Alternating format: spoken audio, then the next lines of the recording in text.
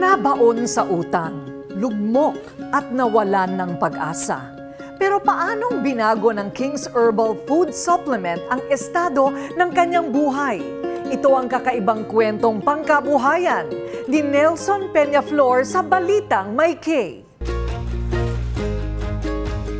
Raketero, kung anong pwedeng pagkakitaan, pinapasok talaga ni Nelson. Pero kahit na anong sipag niya, ang pera, parang dumadaan lang daw sa kanyang palad. Totoo ho ba na kahit na anong kayod ang gawin ninyo, nabaon pa rin kayo sa utang? Bakit nagkaganon?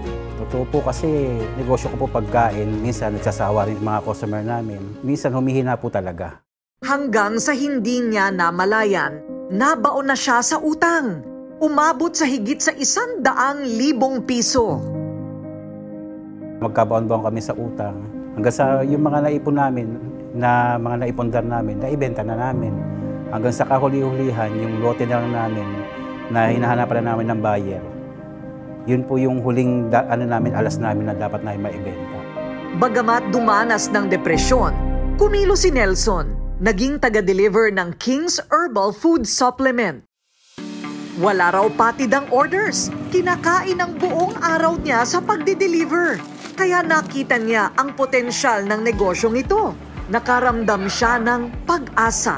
Paano naman naisalba yung inyong kabuhayan at inyong buhay ng pagbebenta ng King's Herbal? Nung nakilala ko ang King's Herbal, pinakilala sa akin ni Ma'am Tina Herrera.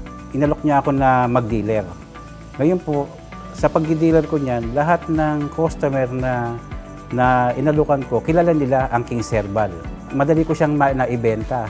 Kasi nga, may mga testimony na talagang nakakagaling talaga siya ng lunas. Sa amin na magkasakit, sa aming mag-asawa, sa aming buong mag-anak. At isa pa ron, talagang zero na po kami sa mga utang namin.